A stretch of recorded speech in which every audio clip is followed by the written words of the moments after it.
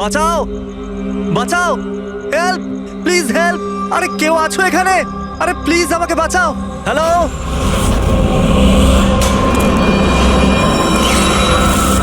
কেউ আছো এখানে? আরে কেউ তো বাঁচাও আমাকে। আরে কেউ কি শুনতে পাচ্ছো? আরে কেউ তো বাঁচাও আমাকে। আরে কেউ তো আমার আওয়াজ শুনছো? বাঁচাও।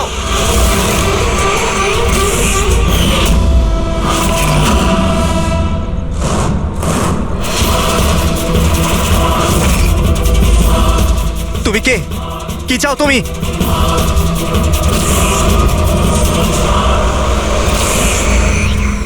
আরে বাঁচাও, বাঁচাও, বাঁচাও আমাকে, বাঁচাও। স্যার, আওয়াজ ওখান থেকে আসছে। বাঁচাও আমাকে। আরে কেউ কি আছো? আরে কেউ আছো এখানে? কেউ আমার কথা শুনতে পাচ্ছো?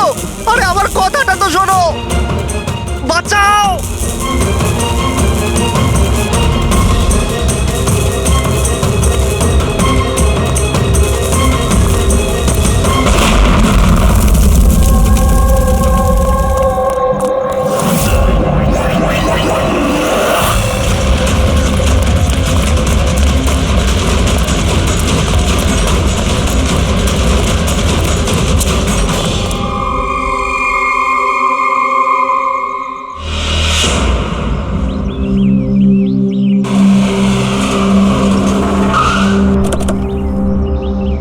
নমস্কার স্যার। নমস্কার স্যার। এটা বলো, যখন ব্লাস্ট হয়েছিল তখন কি তুমি এখানে ছিলে? ইয়ে স্যার, আমার সঙ্গে আরো একজন কনস্টেবল ছিল, হরনা। ওর প্রচন্ড আঘাত লেগেছে, এখনো হসপিটালে ভর্তি। তুমি এখানে পৌঁছলে কি করে? স্যার, আমরা নাইট ডিউটিতে ছিলাম, এখান দিয়ে যাচ্ছিলাম, তখনই একটা চিৎকার শুনতে পেলাম। আমরা ওকে দেখতে পাইনি। এখানে পৌঁছে আমরা কিছু করতে যাওয়ার আগেই বোম ব্লাস্ট হয়ে গেল।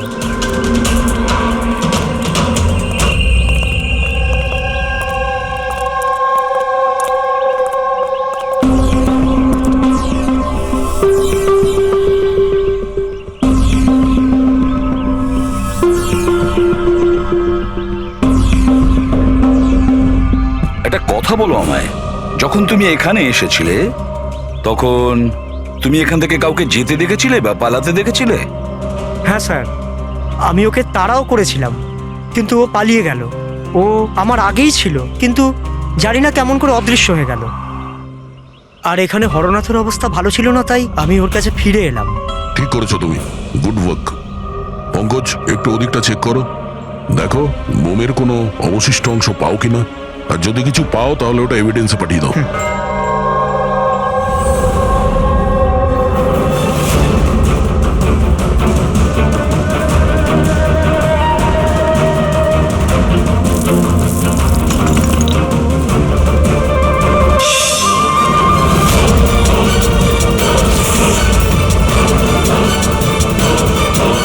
স্যার,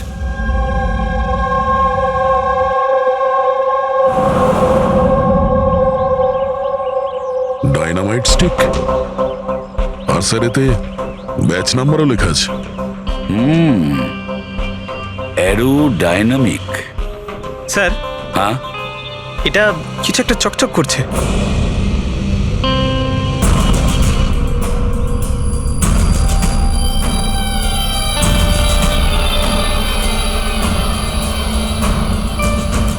দেখি একটু।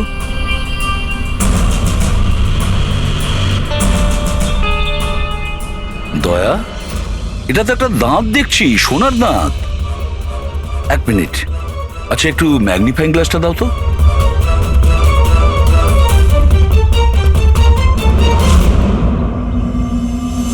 দয়া, দেখো এতে কিছু লেখা আছে। হ্যাঁ স্যার, NK লেখা আছে। এনকে? আচ্ছা, এটা মরে যাওয়া লোকটার নামের ইনিশিয়াল নয় তো? হতেই পারে দয়া। এটা আবার হয়নি তো এই নামে যে আছে তাকে কিডন্যাপ করা হয়েছে? আর যদি কিডন্যাপ হয়ে থাকে স্যার, তো ওর বাড়ির লোক নিশ্চয়ই কোথাও না কোথাও কিডন্যাপ হওয়ার রিপোর্ট লেখাবে। হ্যাঁ, চেক করতে হবে, দেখতে হবে যে এই নামের কতজন ব্যক্তি নিখোঁজ হয়েছে।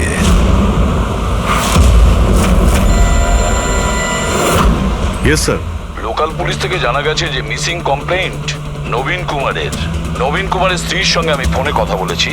উনি বলেছেন যে এই নবীন কুমারের একটা দাঁত সোনার ছিল। আচ্ছা স্যার, এই নবীন কুমার কে? শহরের বাইরে ওনার একটা পেইন্টের ফ্যাক্টরি আছে, আর কিছুদিন আগে ওনার একটা নিউজ কভারেজ ছিল। নিউজে? কি ব্যাপারে স্যার? কিছুক্ষণের মধ্যেই জানা যাবে। আচ্ছা দেখো, এই নবীনের বাড়ির ঠিকানা আমি তোমাকে পাঠিয়েছি, আর তাছাড়া ওনার স্ত্রীকেও এই বিষয়ে আমি জানিয়েছি। আর যদি আমার ধারণা ঠিক হয়ে থাকে তাহলে অভিজিৎ, নিশ্চয়ই মিডিয়ার লোক ওখানে তোমার আগে পৌঁছে যাবে। অনেক ঝামেলা আছে, সামলে নিও।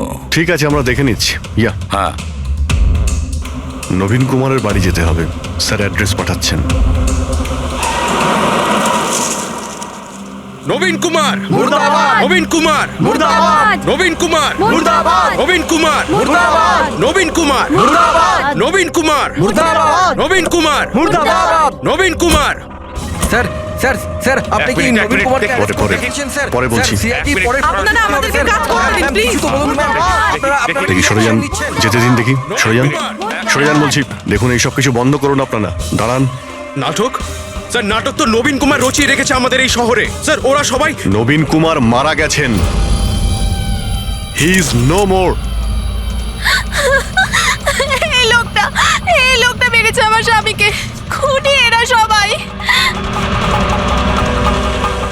এবার বলবে নাকি জেলে ঢুকিয়ে দেবো? বলো, কেন করছো এইসব? স্যার, আমরা মারিনি স্যার। স্যার, নবীন কুমারের রঙের ফ্যাক্টরি আছে স্যার, যেখানে প্রতিদিন 1000 টনেরও বেশি বিষাক্ত আবর্জনা নদীতে ফেলা হয় স্যার। স্যার, আমরা তো আন্দোলনকারী, আমরা ওনার এগেনস্টে আন্দোলন করছি। স্যার, বিশ্বাস করুন, আমরা ক্রিমিনাল নই, আমরা সোশ্যাল ওয়ার্কার স্যার। মিথ্যে কথা, মিথ্যে বলছে। হুমকি দিয়ে রেখেছিল আমার স্বামীকে। রোজ রোজ হুমকি দিত। না স্যার, আমি কোনো ধমকি দিতাম না, সে তো কোনো অন্য লোক স্যার। কারা? কাদের কথা বলছো? স্যার, ওরা সেই সব লোকগুলোই যারা সোশ্যাল সার্ভিসের নামে খারাপ কাজ করে, ল ইন অর্ডারের মিসইউজ করে স্যার। স্যার, আমি আর আমাদের প্রোটেস্টার্স আমাদের মধ্যে কেউ নয় স্যার। কি ধরনের হুমকি আসতো আপনার স্বামীর কাছে? কি হয়েছিল? এ নাও চা। আরে বাহ, গরম গরম চা। আচ্ছা, ওই এনজিওটার কি হলো? ওই এনজিও তো বিরক্ত করে মারছে, ফ্যাক্টরিতে ওয়ার্কার্সদের কাজ করতে দিচ্ছে না। এখন তো জল অনেক দূর করিয়ে গেছে, মনে হচ্ছে পুলিশকে ডাকতে হবে। শোনো, বাহ নবীন বাবু, আপনাদের মতো সৎ লোক আবার পুলিশদের কাছে যাচ্ছে নাকি? তুমি ভেতরে কি করে এলে? আপনাকে মনে করাতে এসেছি যে আপনি যেটা করছেন সেটা ভুল করছেন। এখনো সময় আছে, শুধরে যান। Shut up! বেশি তর্ক করো না, এখন এই ঘর থেকে বেরিয়ে যাও। I said get out! আর কোথায় কোথায় ঢুকতে দেবেন না, আর কাকে কাকে আটকাবেন। আমাদের মতো লোক আপনাদের মতো লোককে ভয় পায় না, বুঝতে পেরেছেন? আর কেন জানেন? কারণ আমরা আপনাদের মতো খারাপ কাজ করি না। আজ তো আমি আপনার ঘরে ঢুকেছি। যদি আপনি আপনার স্বার্থের জন্য অসহায় মানুষদের জীবন নিয়ে খেলা যদি বন্ধ না করেন, তাহলে আপনার ফ্যাক্টরিতেও ঢুকবো। তোমাদের মতো গুন্ডাদেরকে না আমি সিধে করতে পারি, আর এই ফালতু ধমকিগুলো না অন্য কাউকে গিয়ে দেবে। আমার যা করার আমি তাই করব, আর তোমার যা করার করে নাও। আমি ধমকি দিচ্ছি না, বোঝাচ্ছি। যদি এই উল্টোপাল্টা কাজ বন্ধ না করেন, তাহলে আপনার ফ্যাক্টরি তো আমি বন্ধ করিয়েই ছাড়ব। তুই আমার ফ্যাক্টরি বন্ধ করবি? হ্যাঁ, ফ্যাক্টরি বন্ধ করবি তুই আমার? শোনো, শোনো প্লিজ, প্লিজ তুমি শান্ত হও। আর আপনি ওকে বিরক্ত করা বন্ধ করুন। আপনি যান এখান থেকে প্লিজ। প্লিজ বলছো তুমি একে? হ্যাঁ, আমি তোকে লাথি মেরে বার করে দেবো। চল! এটা কোত্থেকে আওয়াজ এলো?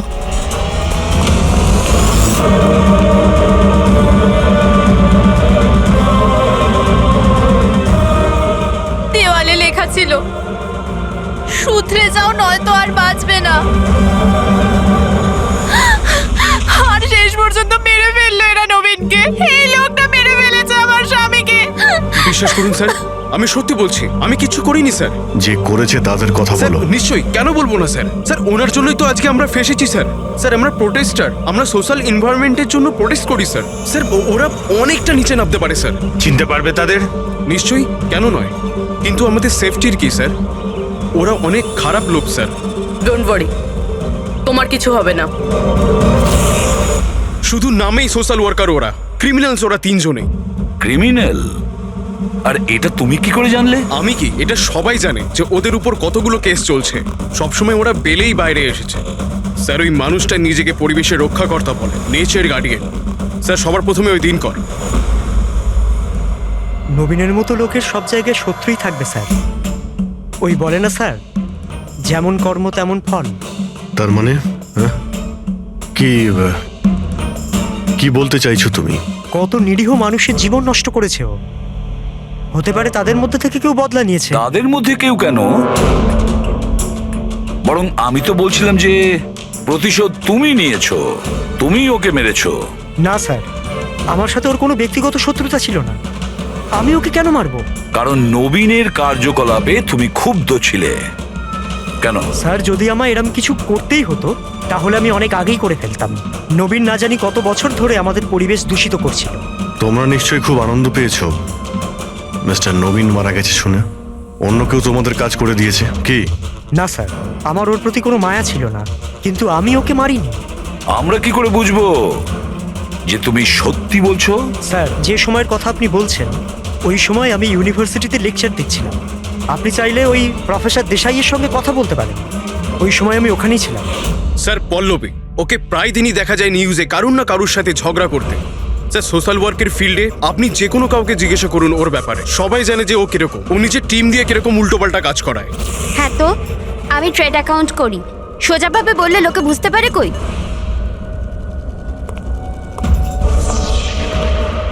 কিন্তু আমি সোজা পয়েন্টে আসছি। আমাদের মনে হয় তুমিই ওকে খুন করেছো। ম্যাম, আপনার এটা যদি মনে হয় তাহলে আপনার এবং আমার দুজনেরই টাইম ওয়েস্ট করছেন। ম্যাম, একটা কথা, আমি কোনো ক্রিমিনাল নই। কিন্তু আমরা তো এটা শুনেছি যে আপনি রোজই কোনো না কোনো একটা কন্ট্রোভার্সিতে জড়িয়ে থাকেন।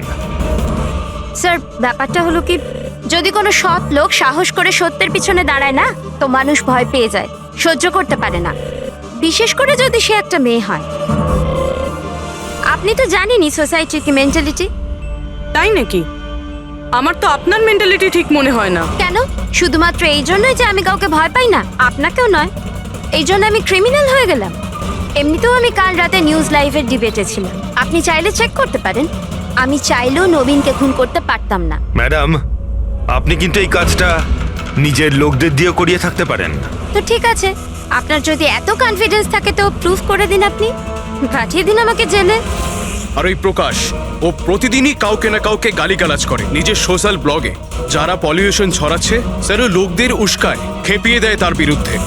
আমি ঘরেই ছিলাম স্যার, নিজের ব্লগ লিখছিলাম, যেমন সবসময় লিখি। প্রত্যেকবারের মতো সবাইকে উস্কাচ্ছিলেন, তাদের ব্রেন ওয়াশ করছিলেন নবীনের মতো লোকেদের বিরুদ্ধে কি?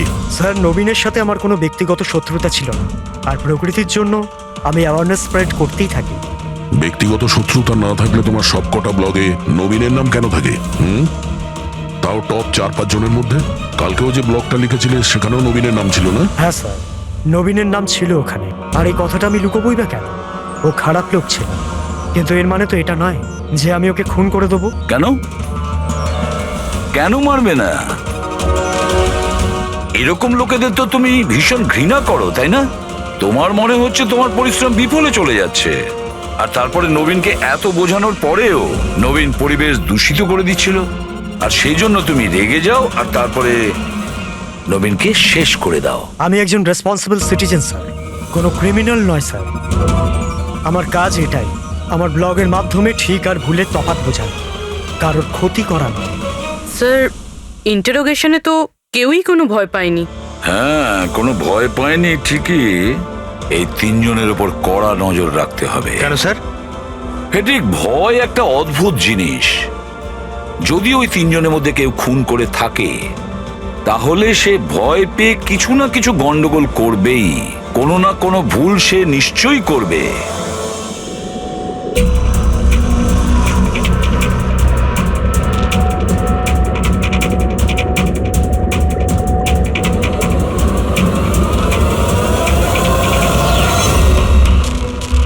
সারিকা, দেখো এটার উপর কোনো ফিঙ্গারপ্রিন্ট আছে কিনা চেক করো।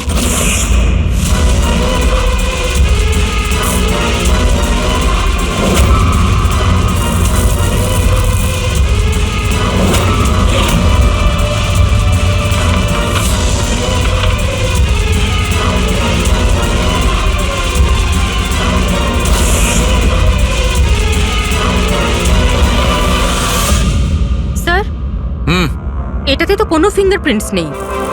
কোনো ফিঙ্গারপ্রিন্ট নেই? Are you sure? 100% স্যার, কোনো ফিঙ্গারপ্রিন্টস নেই, কিন্তু কিছু পার্টিকেলস পেয়েছি। মনে হয় কিছু স্কিন টিস্যুস বা ডেড সেল হবে। Dead cells? তবে এক কাজ করো সারিকা, ওই ডেড সেলস গুলোকে ভালো করে ক্লিন করে রাখো। ওই তো আসবে তো শ্রীমান প্রদ্যুমন, জানো তো সব ব্যাপারেও নাক গলায়, নিশ্চয়ই জিজ্ঞেস করবে। প্লিজ ক্লিন করে রাখো। স্যার, ডায়নামাইটে কোনো ফিঙ্গারপ্রিন্টস তো পাওয়া যায়নি, কিন্তু কোনো একজনের ডেড স্কিন টিস্যুস পাওয়া গেছে, পচা চামড়ার টুকরো। পচা চামড়া? হতে পারে এটা ওই লোকটারই, সেই লোকটা যে লোকটা ডাইনামাইট লাগিয়েছিল। হ্যাঁ স্যার। সালুকে এই পচে যাওয়া চামড়াগুলোর তুমি ডিএনএ টেস্ট তো করতে পারো, কিছু তো জানা যাবে। বস, পচে যাওয়া চামড়া থেকে ডিএনএ বার করাটা খুব কঠিন কাজ। তোমাকে একটা কথা খুব জোর দিয়ে বলতে পারি, যে লোকটি এই ডায়নামাইটটাকে শেষবার ধরেছে ওর স্কিন ডিজিজ আছে, চামড়ার অসুখ, আর সেটাও খুব গুরুতর। এমনিতে দেখে কিছু বোঝা নাও যেতে পারে, কিন্তু বস এই অসুখটা ওকে ভেতর থেকে শেষ করে দিচ্ছে। তাহলে তো আমরা এর মাধ্যমে ওর কাছে পৌঁছতে পারি। হ্যাঁ, কিন্তু কোনো প্রমাণ তো দরকার। Hello, ACP Pradyuman here. হ্যাঁ বলুন। আচ্ছা, গুড, থ্যাংক ইউ। কে?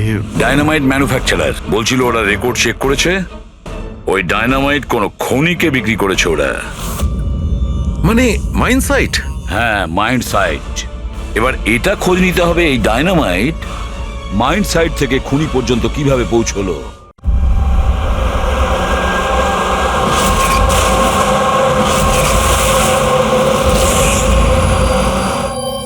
একটা ডাইনামাইট ওইদিকে লাগাও, ঠিক আছে? আর আরেকটা 50 মিটার দূরে ওইখানে লাগাও। হ্যাঁ স্যার। আর একটা ওইদিকেও লাগাতে পারো। আচ্ছা স্যার। একটা সোজা লাগাও ওইখানে, একদম 50 মিটার দূরে। আর এই 6 সেকেন্ড পরে ব্লাস্টগুলো হবে। ঠিক আছে স্যার। ওকে। আর কোথায় লাগানো যায়? ওইখানে মাঝখানে ফিট করা যাবে কি? এক্সকিউজ মি, আপনার নাম বিনীত? ইয়েস। আপনারা কারা? আপনি এই সাইটের ম্যানেজার? কিন্তু ব্যাপারটা কি বলুন তো? দেখুন বিনীত বাবু, যখন ম্যানুফ্যাকচারিং কোম্পানি থেকে ডায়নামাইট আপনাদের এখানে আসে, মানে এই সাইটে, মাইন্ড সাইটে, সেটার ইনচার্জ তো আপনিই হবেন, তাই না? ইনচার্জ তো আমি, কিন্তু কনসাইনমেন্টের পরে অপারেটর টিমও কিন্তু এটা হ্যান্ডেল করে। আমি এটা একা সামলাই না। আমরা জিজ্ঞেস করেছি আপনাকে যে ডায়নামাইট কে সামলায়। একটু এই ডায়নামাইট স্টিকটাকে দেখুন। আচ্ছা, ব্যাচ নাম্বার দেখে আপনি কি বলতে পারেন এই লটের বাকি ডায়নামাইট স্টিকগুলো কোথায় আছে? স্যার, এটা লাস্ট কনসেলমেন্টের মনে হচ্ছে, এখনো ব্যবহার হয়নি, গুদামে পড়ে আছে। চলো দেখাও। বিনীত, যখন ডায়নামাইটের কনসাইনমেন্ট এখানে আসে সেটাকে চেক তুমি নিশ্চয়ই করো, তুমি তো ইনচার্জ, তাই না? হ্যাঁ হ্যাঁ হ্যাঁ, অফকোর্স স্যার। আচ্ছা, আপনার এই ব্যাচের কনসাইনমেন্ট নিয়ে কোনো গন্ডগোল মনে হচ্ছে? গন্ডগোল? না না, নর্মালি তো ছিল, যেরকম হয় আর কি। কিন্তু আপনি এটা জিজ্ঞেস করছেন কেন? নর্মাল আছে তো, যেমনটা থাকে। প্রতিটা বক্সে 10টা করে লেখা আছে স্যার। এটা খুলে দেখো তো কতগুলো আছে, গোনো।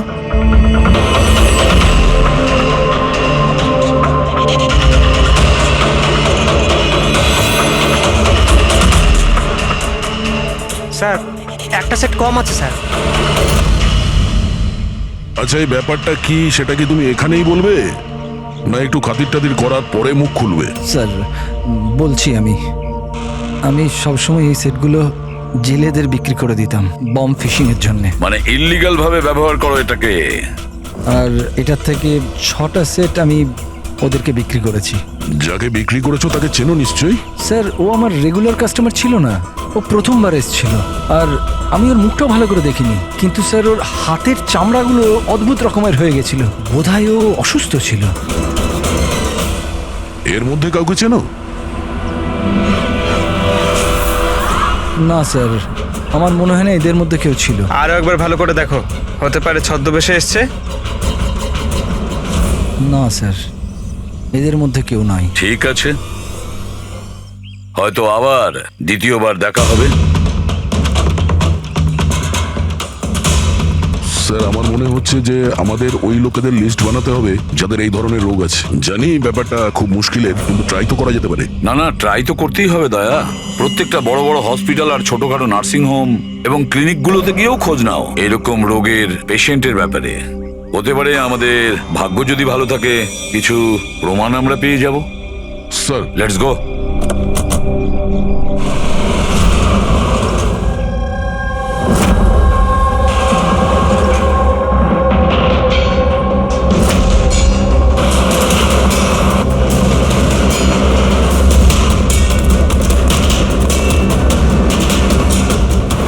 দেখুন, এই ধরনের অসুখ 1000 জনের মধ্যে একজনের হয়ে থাকে।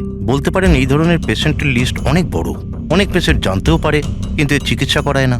এদের খোঁজা তো খুব মুশকিল। জানি, কিন্তু তবুও আমরা চেষ্টা করতে চাই। এই লোকটাকে পাওয়া আমাদের কাছে ভীষণ প্রয়োজন। দেখুন, আমি বুঝতে পারছি, কিন্তু এনভায়রনমেন্টাল ইনফেকশন কন্টিজিয়াস ডিজিজ, যেটা একটা মানুষের থেকে অন্য মানুষের মধ্যে ছড়িয়ে পড়ে, আর এটাকে সামলানো তো। এক মিনিট, কি বললেন আপনি? Environmental infection? হ্যাঁ, মানে আমাদের চারপাশের পরিবেশে হতে পারে এমন ইনফেকশন হাওয়া বা জল থেকে চারিদিকে ছড়িয়ে পড়ে। চলুন, আমি আপনাকে একটা পেশেন্ট দেখাবো। ছাড়ো আমাকে! কেন মারতে চাও আমাকে? ছেড়ে দাও আমাকে, যেতে দাও প্লিজ। দেখো, আমাকে যেতে দাও sir, please help me sir, help please, help sir, help.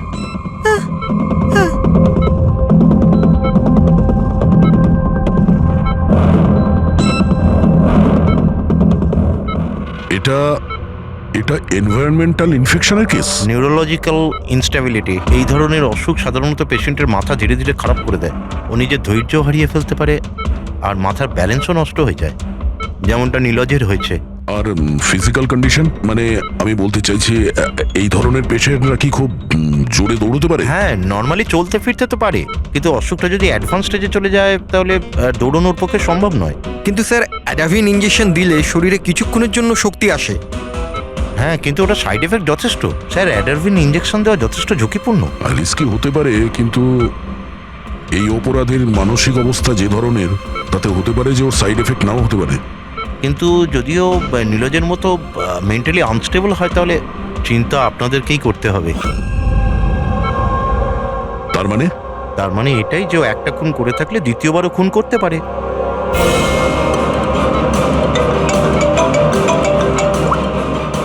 হ্যাঁ স্যার।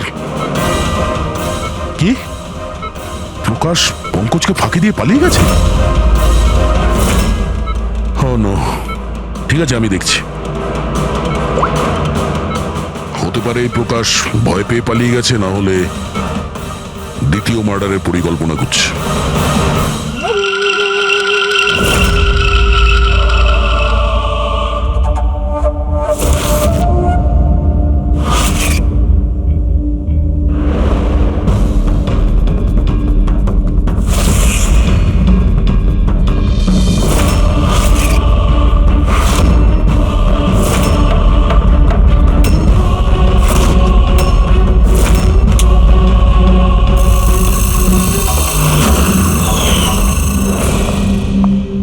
আরে বাবা, আজ তুমি তাড়াতাড়ি উঠে পড়লে। Good morning. এই রইলো তোমার চা, তাড়াতাড়ি খেয়ে নাও, নাহলে ঠান্ডা হয়ে যাবে।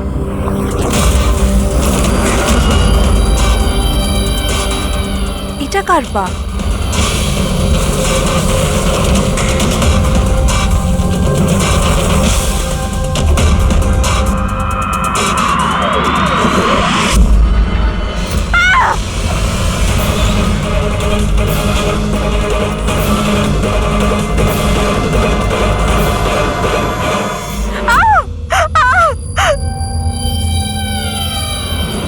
স্যার, আরও একটা মার্ডার।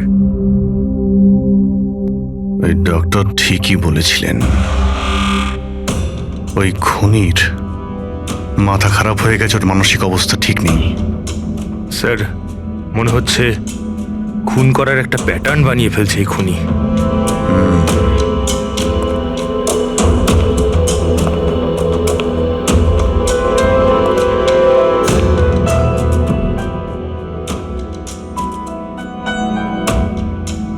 এনার উপরে ব্লেম এটাই যে উনি নেচারকে ক্ষতি করছেন। ইলিগাল ডিফরেস্টেশন, জমি হাতানোর জন্য ইল্লিগালি গাছ কেটে ফেলা। ওই খুনি এনার সঙ্গেও তাই করেছে। আর তাও প্রকাশ উধাও হয়ে যাওয়ার ঠিক পরেই। ওয়েপেন কি ব্যবহার করেছে? 100% চেইন স, না হলে হাড়ের সঙ্গে মাংসকে এইভাবে কেটে বডিটাকে দু টুকরো করা এত সহজ নয়। স্যার, যদি চেনস ব্যবহার করেই থাকে তাহলে আওয়াজ নিশ্চয়ই হয়েছিল। বাড়িতে কেউ না কেউ তো শুনবে। রাতে কে কে ছিল? আমার হাজবেন্ড তো কাজের জন্য বাইরে থাকে, বাড়িতে শুধু আমি, বাবা আর আমাদের চাকর ছিল। আপনি আপনি কোনো আওয়াজ শুনেছিলেন? না, কোনো আওয়াজ শুনতে পাইনি। রামানন্দ বাবুর কারোর সাথে শত্রুতা বা কেউ কোনোদিন হুমকি দিয়েছিলেন ওনাকে? হ্যাঁ, কিছু সপ্তাহ আগে কিছু অদ্ভুত হয়েছিল। বাবাকে কেউ ধমকাচ্ছিল আর বাড়ির বাইরে দেওয়ালে কেউ কিছু লিখে দিয়েছিল যে শুধরে যাও, না হলে তোমার সাথে ওরকমই হবে যেটা তুমি গাছের সাথে করো। স্যার, এক্স্যাক্টলি যেরকম নবীনের কেসে হয়েছিল। স্যার, একটা কথা কিছুতে মাথায় ঢুকছে না। খুনি কারোর বাড়িতে ঢুকে এরকম নৃশংসভাবে কাউকে খুন করে বাড়ি থেকে বেরিয়ে যায়, আর কেউ কিছু শুনলো না, কেউ দেখলোও না। কিভাবে? আজ এনাদের অজ্ঞান করে দেওয়া হয়েছিল। দেখুন, আমার সন্দেহ হচ্ছে যে আপনাদের অজ্ঞান করা হয়েছিল খাবারের মধ্যে কিছু মিশিয়ে, সেই জন্যে আপনারা কিছু শুনতে পাননি। অজ্ঞান? হ্যাঁ, কিভাবে সেটা জানি না, কিন্তু সেটা জানার জন্য আমাদের এখানে যত জিনিস আছে সেগুলো ফরেন্সিক ল্যাবে পাঠাতে হবে।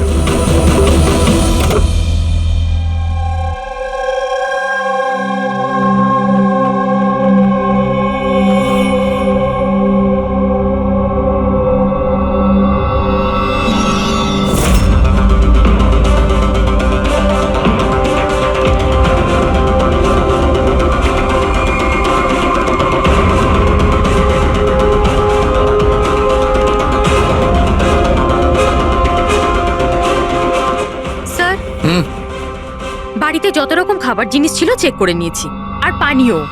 কিছুতেই ঘুমের ওষুধ পাইনি। No sedatives. পেলে না? আরো শিওর? অ্যাবসলিউটলি। কিন্তু সারিকা, সবাই তো অজ্ঞান ছিল, তার মানে কোনো মাদক দ্রব্য নিশ্চয়ই থাকবে যার জন্য ওরা অজ্ঞান হয়ে গেছিল। খাবার জিনিসে, পানীয়তে, কিছুতে তো থাকা উচিত। কিসের মধ্যে ছিল?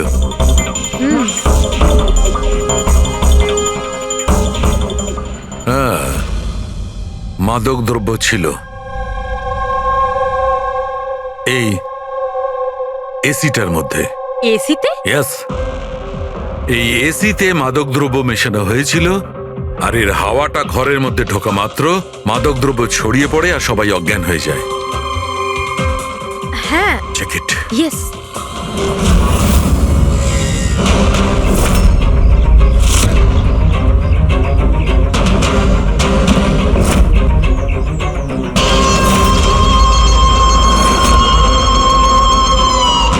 দেখো সালুখে, তুমি আন্দাজে ঢিল মারছো না তো? এটা কি করে হতে পারে? এরকমই হয়েছে বস। এসিতেই মাদকদ্রব্য ছিল। আমি ওই এসিটার ব্লোয়ারে, ফিল্টারে, সব জায়গায় সেনেটিভ পেয়েছি, আর সেটাও খুব হাই ডোজে। মাই গড, এটা কি করে হতে পারে? বস, এসিতে সেনেটিভ ছিল, মাদকদ্রব্য ঘরের মধ্যে ছড়িয়ে যায় আর সবাই অজ্ঞান হয়ে যায়। খুনি আসে আর বিনা বাধায় ওকে খুন করে, ও চলে যায়। কেউ কিচ্ছু শুনতে পায়নি। আচ্ছা ঠিক আছে। সালুকে ফোন করেছিল, বলছিল রামানন্দর বাড়িতে যে এসি মেশিনটা ছিল সেটাতে বিষাক্ত গ্যাস ভরা ছিল, অ্যানেস্থেটিক গ্যাস।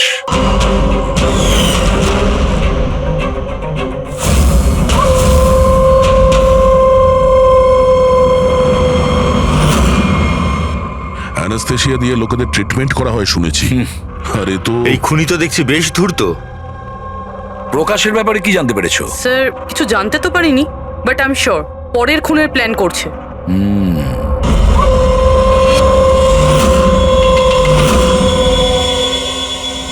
কিন্তু খুনি যদি অসুস্থ হয় তাহলে প্রকাশ তো ভালোই দৌড়িয়েছিল। স্যার এমনটাও তো হতে পারে যে অন্য কাউকে দিয়ে এই খুনটা করিয়েছে। তাহলে ও পালিয়ে গেল কেন? এই শব্দটা কিসের? চলো তো।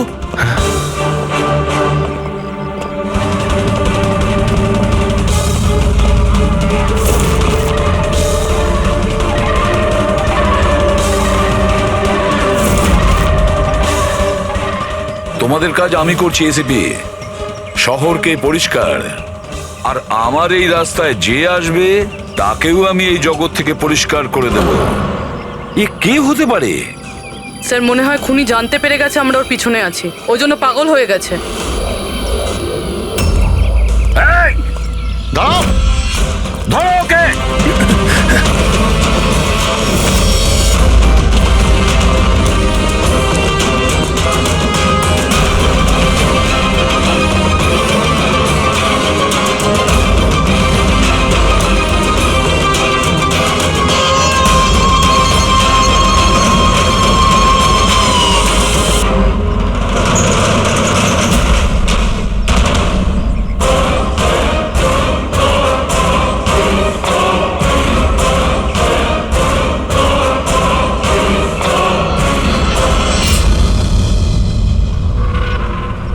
স্যার, সিআইডি থেকে লিস্ট এসছে।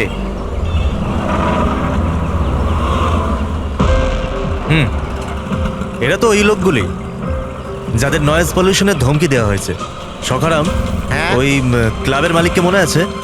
আরে যাকে কদিন আগে ধমকি দেওয়া হয়েছিল। কে স্যার? ও বীর। আচ্ছা সখারাম, ওর বিরুদ্ধে কোনো কমপ্লেন্ট আছে নাকি?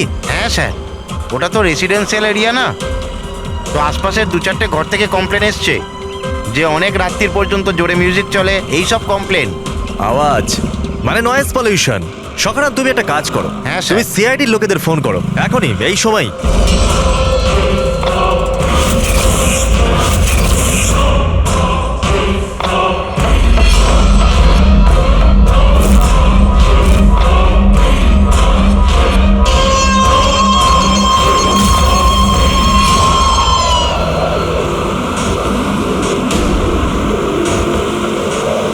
তাড়াতাড়ি করো অভিজিৎ, তাড়াতাড়ি। স্যার আমরা অন দা ওয়ে। ও নাইট ক্লাবের মালিক, ওর নাম বীর। কিন্তু স্যার ব্যাপারটা কি? দয়া, লোকাল ইন্সপেক্টর থেকে জানা গেছে বীরকেও একই রকমের হুমকি দেওয়া হয়েছে, আর সেটাও শব্দ দূষণ করার জন্য। সরি স্যার, কিন্তু নয়েজ পলিউশন এটা একটু বেশি হয়ে গেল না? রবি, ওর মানসিক অবস্থা ঠিক নেই, এই খুনি যা খুশি করতে পারে। ডোন্ট ওয়ারি স্যার, ওই খুনি যদি ওখানে থাকে তাহলে এবারে আর আমাদের হাত থেকে বাঁচবে না স্যার। এই প্রকাশ কিন্তু এখনো নিখোঁজ, আর বীরের প্রাণ সংশয় রয়েছে। যে করেই হোক ওকে সুস্থ আর নিরাপদে আমাদের এখানে নিয়ে এসো।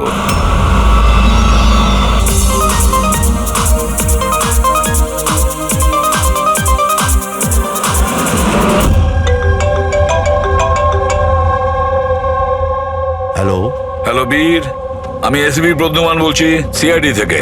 সিআইডি? কি হয়েছে স্যার? আমার কথা মন দিয়ে শোনো, তোমার প্রাণ সংশয় রয়েছে। কি মানে? মানে আমাকে কে মারতে চায়? দেখো বীর, যদি তুমি ক্লাবে থাকো তাহলে বাইরে কোনো মতেই যেও না। আমাদের অফিসার্স তোমার ওখানে যাচ্ছে তোমার সেফটির জন্য। আরো একটা কথা, ভিড়ের মধ্যেই থাকবে, লোকেদের মধ্যেই থাকবে, বুঝেছো? একা একদম থাকবে না।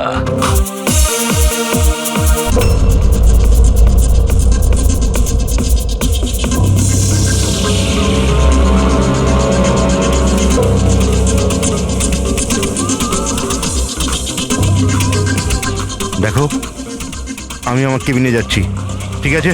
আর কাউকে ভেতরে আসতে দেবে না, বুঝেছো? কাউকেই ভেতরে আসতে দেবে না।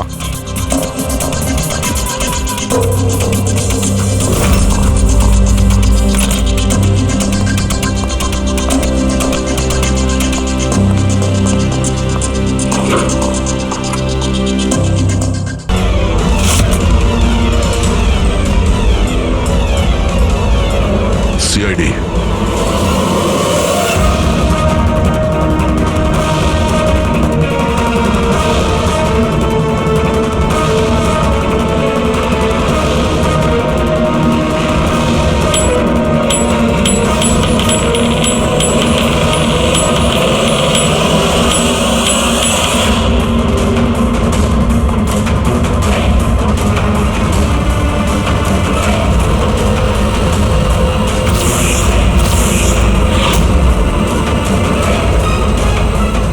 ভাই শোনো, এদিকে এসো। হ্যাঁ স্যার। বীর কোথায়? স্যার উনি কারুর সাথে দেখা করতে চান না। আমরা সিআইডি থেকে আসছি। কোথায় ও? আসুন স্যার।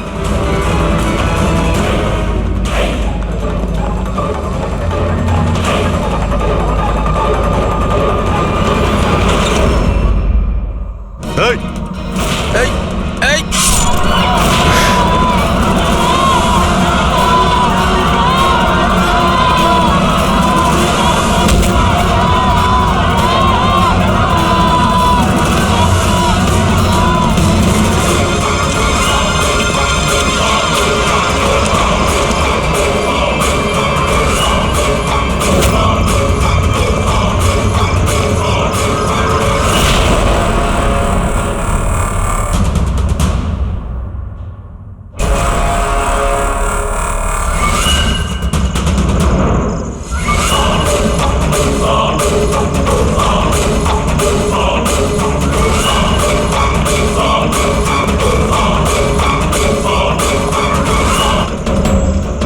আরে গেল কোথায়?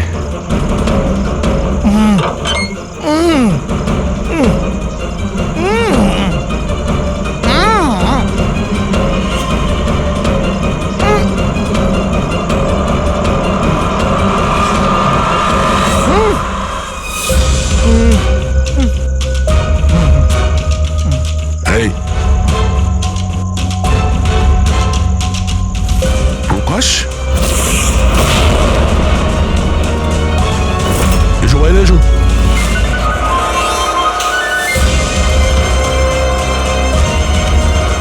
তুমি এখানে কি করছিলে? হ্যাঁ, আমাদের হাত থেকে বাঁচার জন্য কি এইসব করছিলে? না অভিজিৎ, মনে তো হচ্ছে না। এর হাত পা বাঁধা ছিল। মনে হচ্ছে কেউ হাত পা বেঁধে ওকে এখানে ফেলে দিয়েছে। রবি, এসপি স্যারকে ফোন করে বলো যে প্রকাশকে পাওয়া গেছে, আর ওর একটু ফার্স্ট এড করে দাও। স্যার যাও। চলুন। বুঝতে পারছি না প্রত্যেকবারও পালিয়ে যাচ্ছে কি করে। ও কোথায় লুকিয়ে পড়ছে? হয় ও আকাশে উড়ে গেছে, না হলে মাটিতে ঢুকে গেছে।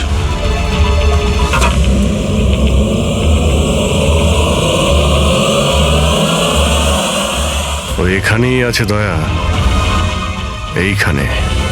কি? এইখানে।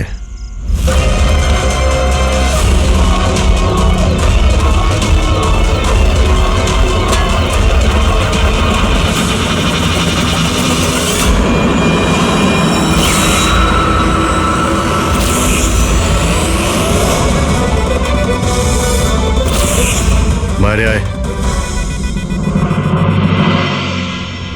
কি খুন করার সময় নিজের হাত তো কাঁপেনি, এখন কেন কাঁপছে? জেলে যাবার ভয়। এই অ্যাড্রিনালিনের অ্যাকশন শেষ হয়ে গেছে। হ্যাঁ? যে ইঞ্জেকশন নিয়ে তুমি পালাচ্ছিলে তার কাজ কিন্তু শেষ হয়ে এসেছে। এবার তুমি মুখ খুলবে নাকি মুখ খোলার জন্য একটা ইঞ্জেকশন দিতে হবে? আমি কোনো মজা পাই না ইঞ্জেকশন নিতে। এটা আমার এক বাধ্যতা, যেটা আমাকে নিতে হয়। একটা সময় ছিল যখন আমি শক্তিশালী এবং মজবুত ছিলাম, কিন্তু আমার একদিন খারাপ সময় এলো আর আমি একটা রোগে আক্রান্ত হলাম। ফ্যাক্টরি আর ওখান থেকে নির্গত বিষাক্ত ধোঁয়া আর আবর্জনা, যে পলিউশন ছিল তাতে কয়েক লাখ লোক ইনফেক্টেড ছিল। জানি না রোজ কত পেশেন্ট আসতো। ওদের সাথে থাকতে থাকতে আমিও অসুস্থ হয়ে পড়েছিলাম। এই রোগটা কবে হয়েছিল আপনার? 6 মাস আগে। আর এই 6 মাসে এই রোগ তোমার শরীরের সঙ্গে সঙ্গে তোমার মাথারও ক্ষতি করতে শুরু করে দিয়েছে। তুমি জানো তুমি কি করেছো? হ্যাঁ, আমি কারোর কোনো ক্ষতি করিনি, ক্ষতি করেছে ওরা। হাওয়া, জল সবেতে বিষ মিশিয়ে দিয়েছিল। ব্যাস, তখনই আমি ঠিক করেছিলাম যে লোকেরা আমার এই অবস্থা করেছে তাদের আমি ছাড়বো না। আমি বদলা নিয়েই ছাড়বো। আর সেই কারণে তুমি বিএমসিতে চাকরি নিয়েছিলে, যাতে এই শহরের পুরো ড্রেনেজের নকশাটা তুমি জানতে পারো। তার সুযোগ নিয়ে তুমি ওখান থেকে পালিয়ে যেতে, আর আমাদের মনে হতো যে কোথায় তুমি হঠাৎ করে অদৃশ্য হয়ে গেলে।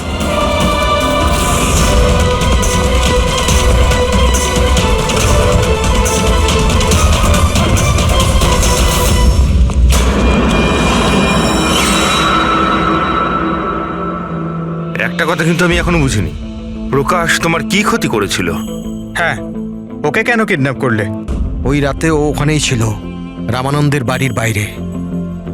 ও ওর বাড়ি জ্বালাতে এসেছিল। ও কিছু করতো তার আগেই ও আমাকে দেখে নিয়েছিল ঘর থেকে বেরোনোর সময়। আর তুমি ওকে তারপর কিডন্যাপ করে নিলে যাতে ও কারোর সামনে মুখ না খোলে। হ্যাঁ, তুমি ওকে মারতেও পারতে, তাহলে ওকে ওকে তুমি মারলে না কেন? আমি বললাম না স্যার, আমার বদলা শুধুমাত্র ওদের সাথে ছিল, যারা আশেপাশের হাওয়া জলকে বিষাক্ত করে তুলেছিল। আমি তো শুধুমাত্র আমার সংসার বাঁচাচ্ছিলাম। আমি কোনো ছোটবেলা থেকে খুনি ছিলাম না। এই দায়িত্বটা তোমাকে কে দিয়েছিল?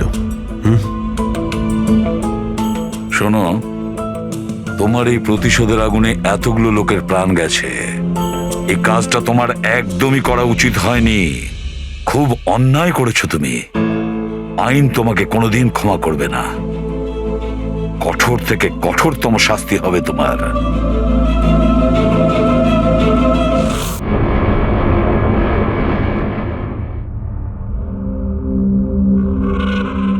জানো মনিকা, আমার এই সব কিছু না একটা সুন্দর স্বপ্ন মনে হচ্ছে। কেন?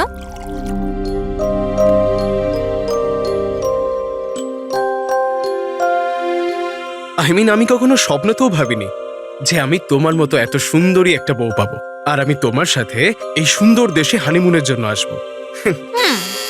কাম ইন। Sir, towel. বাথরুমে।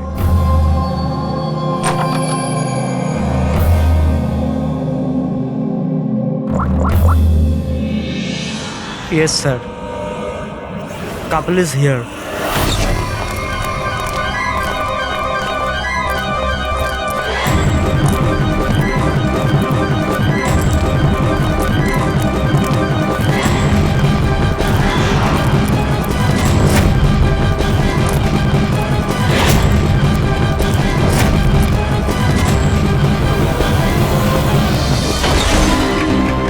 Don't move. Hands up. What's happening here? Check the bag. কিন্তু আমরা কি করেছি স্যার? বলছি। আপনি আমাদের ব্যাগ কেন চেক করছেন?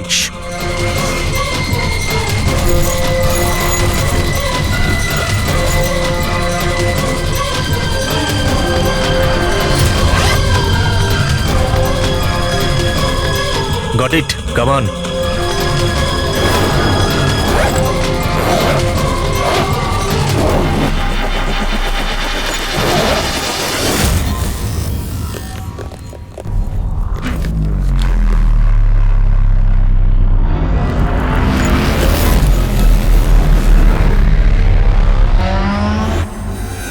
What is this? কি এগুলো? এইসব যতীন, এই প্যাকেটগুলো আমাদের ব্যাগে কি করে এলো? আমি কি করে জানবো মনিকা? এইসব প্যাকিং তো তুমি করেছিলে না? কিন্তু যখন আমি প্যাকিং করেছিলাম এই প্যাকেটগুলো ছিল না। আর এই প্যাকেটগুলোয় কি আছে? নির্দোষ সাচ্ছ, হ্যাঁ? তোমরা জানো না এই ব্যাগের মধ্যে কি আছে? না sir. This is drugs. Drugs? আর তোমাদের জানা উচিত এই দেশে ড্রাগের সাজা ডেথ।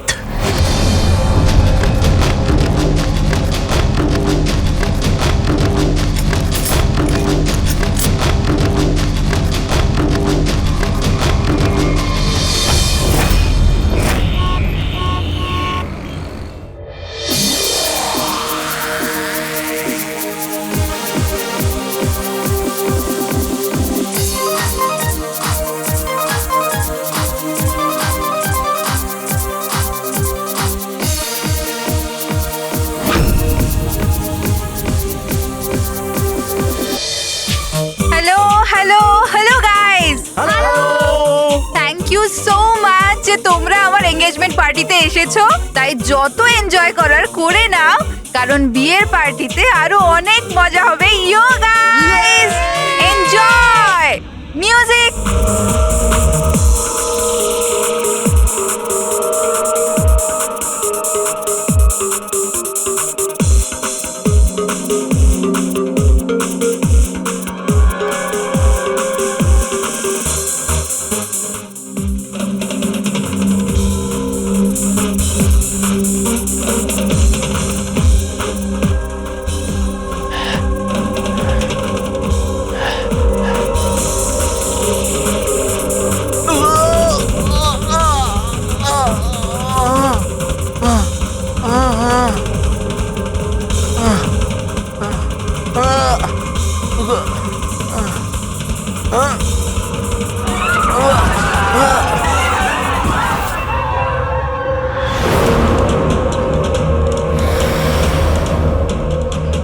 সরো পেছনে সরো। কি হয়েছে ওর? পেছনে। খুন? ও মাই গড, এ তো মরে গেছে।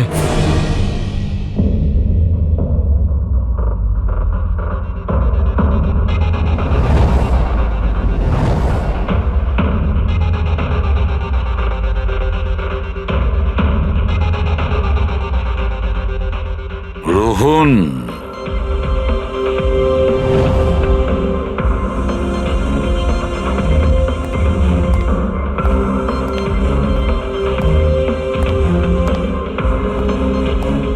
এর নাম হলো রোহন। আপনি এই ক্লাবের মালিক। Yes sir. আর এর অস্বাভাবিক মৃত্যুর ব্যাপারে আপনিই প্রথম জেনেছেন। Yes sir. স্যার এর সবার সামনে হঠাৎ করে নিচে পড়ে গেল। এর নাক দিয়ে তখন রক্ত বের হচ্ছিল। আমি যখন ওর পালস দেখলাম তখন দেখলাম যে ও তো মারা গেছে। কার পার্টি চলছিল এখানে? স্যার মিস কামিয়ার এঙ্গেজমেন্ট পার্টি ছিল। আচ্ছা, আপনার এনগেজমেন্ট পার্টি চলছিল, তার মানে ওকে আপনি চিনতেন? না স্যার, আরে আই মিন আমি জানি না একে। ইনফ্যাক্ট আমার ফ্রেন্ডসরাও জানে না, তাই না? তাহলে কি এ উইদাউট ইনভাইট হঠাৎ করে ঢুকে পড়ে এখানে? হ্যাঁ, হয়তো হয়তো ড্রিঙ্ক করতে এসেছিল। ড্রিঙ্ক করতে এসেছিল নাকি বিষ খেতে? বিষ? হ্যাঁ বিষ। যেভাবে ওর নাক থেকে রক্ত বেরোচ্ছে তাতে মনে হচ্ছে ওকে বিষ দেওয়া হয়েছে। আচ্ছা, এর গলার শিরায় কালো দাগ পড়ে গেছে স্যার, মনে হচ্ছে কোনো স্ট্রং বিষ। স্যার, স্যার বাথরুম থেকে এই সাদা পাউডার আর এই সিরিঞ্জগুলো পেলাম। স্যার হতে পারে মৃত্যু হয়তো ড্রাগের ওভারডোজের জন্য হয়েছে। হ্যাঁ বলুন ম্যাডাম, আপনি আপনার এনগেজমেন্টে এতটাই আনন্দিত ছিলেন যে নিজেদের গেস্টকে ড্রিঙ্কসও করিয়েছেন আর সাথে ড্রাগসও দিয়েছেন? হ্যাঁ কি প্রশান্ত বাবু, এসবও হয় আপনাদের ক্লাবে? না স্যার, আমার বিশ্বাস করুন, আমি জানতামই না যে ক্লাবে এই সমস্ত কিছু হয়। কামিয়া, তুমি আমার ক্লাবে এই সমস্ত কিছু করছো? আপনার সিকিউরিটি গার্ড এই ক্লাবের ভেতরে আসার লোকগুলোকে নিশ্চয়ই চেক করে। হ্যাঁ, তাহলে ওরা ড্রাগসটা কেন পেল না? আমি এদের সবাইকে চাকরি থেকে বার করে দেবো। বের করে দিন বা রাখুন, ক্লাবটা এমনিতেই বন্ধই থাকবে যতক্ষণ না কেসটা সলভ হচ্ছে। স্যার। হ্যাঁ প্যাট্রিক, পুরবি, এখানে যে কয়জন প্রেজেন্ট আছে সবাইকে অ্যারেস্ট করো, আর স্টাফেদেরকেও। কিন্তু স্যার আমাদের কেন? কারণ হতে পারে যে বিষ কিংবা ড্রাগস রোহানের ড্রিঙ্কে আপনাদের স্টাফেদের মধ্যে কেউ মিশিয়ে দিয়েছে। Hello ACP Bardhaman. বসুধা, আমাকে একটা কথা বলুন, আপনার ছেলে আর বৌমা কোন দেশে অ্যারেস্ট হয়েছে? ও নোরা জিবিয়া। নোরা জিবিয়াইতে? হ্যাঁ।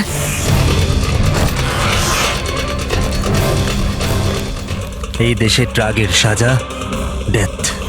ওর ব্যাগ থেকে এত ড্রাগস পাওয়া গিয়েছিল, তাহলে এটা তো কোনো ছোটখাটো অপরাধ নয়, আর তাও ওই রকম একটা দেশে। হ্যাঁ আমি জানি, এর জন্যই তো স্যার আপনার কাছে এসেছি।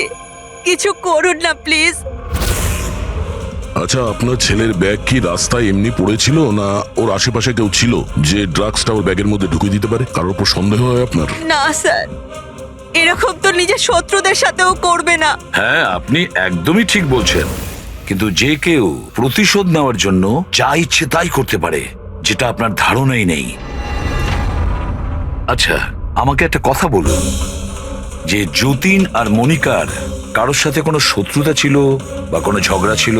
না স্যার, আমার যতীন খুব সাদাসিধে ছেলে, ওর সাথে কারোর কোনোদিন লড়াই ঝগড়া হয়নি, কোনো শত্রু নেই ওর। আর মনিকা আমার বৌমা, ওর তো কোনো পরিবারই নেই, সাদাসিধে খুব ভালো মেয়ে, কোনো শত্রু নেই আমাদের। ঠিক আছে বসুধা দেবী, আমি আপনাকে প্রমিস করছি আমরা পুরো চেষ্টা করব। আমি আজই ওখানকার অথরিটির সাথে কথা বলছি, আপনি নিশ্চিন্ত হয়ে বাড়ি যান। পুরবি, ওনাকে একটু আসুন। আপনি একদম চিন্তা করবেন না। থ্যাংক ঠিক আছে।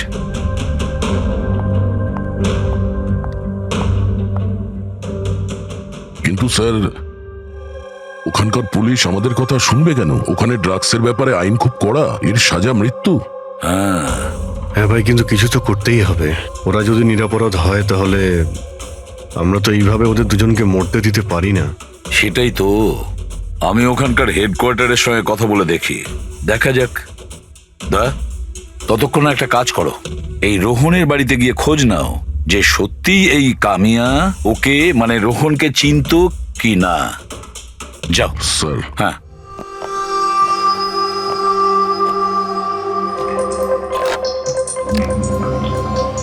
Hello, connect me to Zivia narcotics department. হ্যাঁ।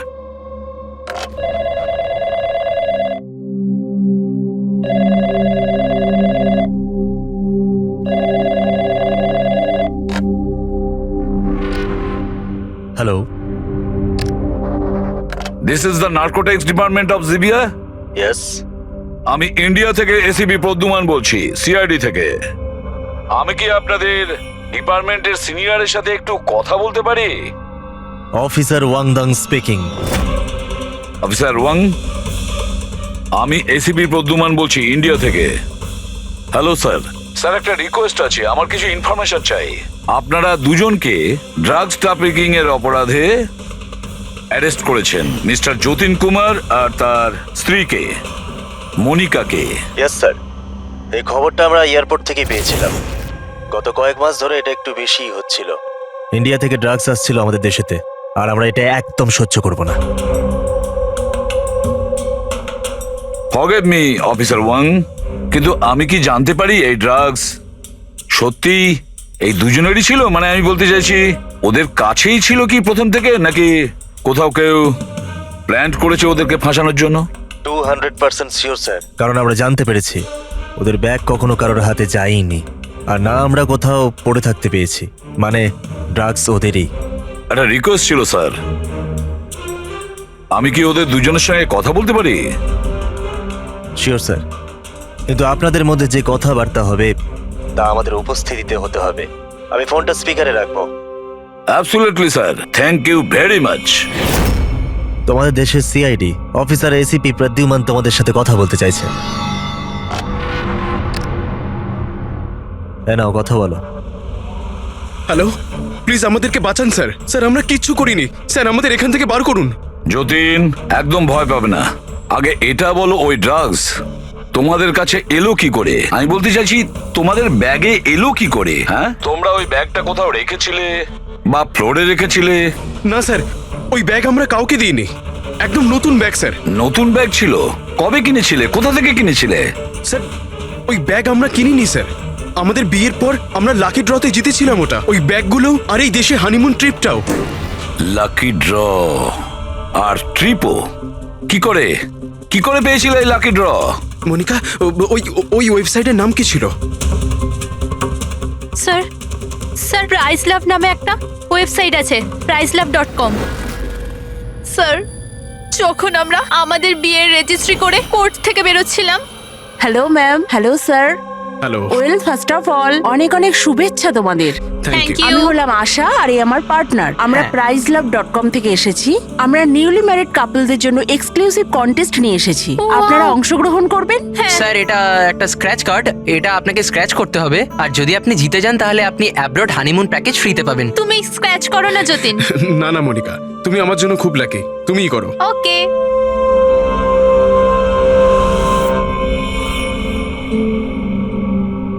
ও মাই গড, কনগ্রাচুলেশনস, আপনারা জিতে গেছেন।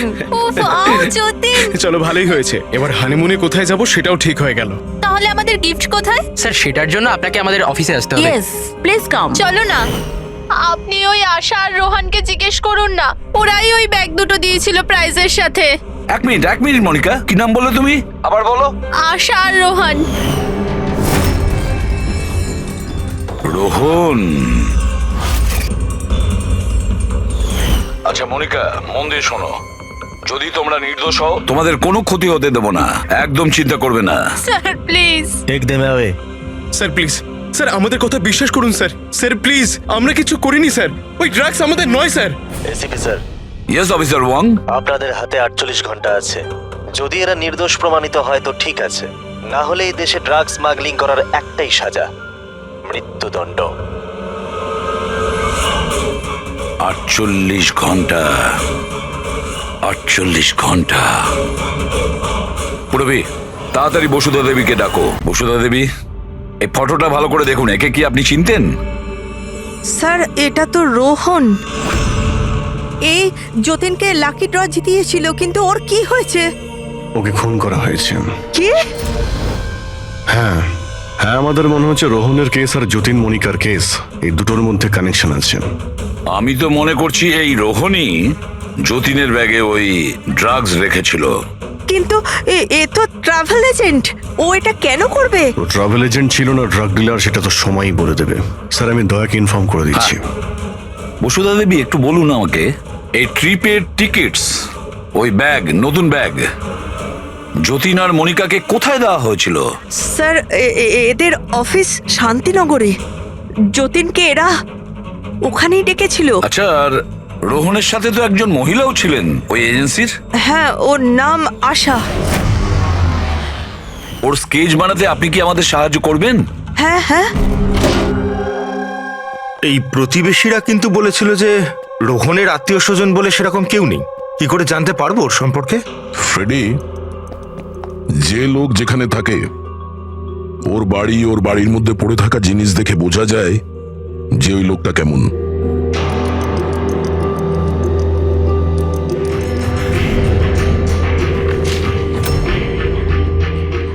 ফ্রেডি, এই দেখো, যতীন আর মনিকা ছাড়া আরো কত এমন নতুন বিবাহিত দম্পতি ছিল যাদেরকে রোহন হনিমুন প্যাকেজে পাঠিয়েছে, আর এদের সবার ব্যাগেই ওই ড্রাগস রাখা ছিল।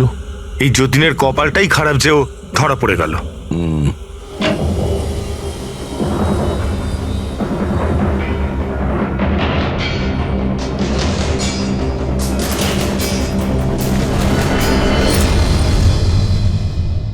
স্যার,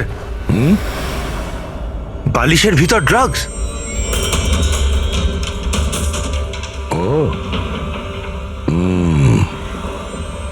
এই ট্রাভেল এজেন্সির নামে রোহন কে জানে কবে থেকে এই কালো ধান্দা শুরু করেছে। তাহলে রোহনকে মারলোটাকে? কোনো রাইভাল গ্যাং, কিংবা এটাও হতে পারে যে ওর গ্যাংয়েরই কেউ ওকে মেরে দিয়েছে।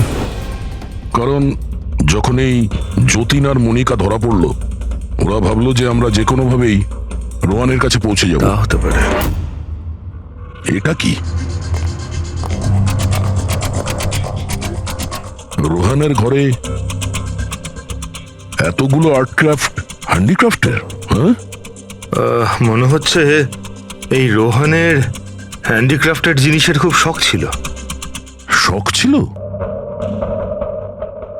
ওর ঘরের এই পরিস্থিতি দেখে মনে তো হচ্ছে না যে ওর হ্যান্ডিক্রাফটের শখ ছিল।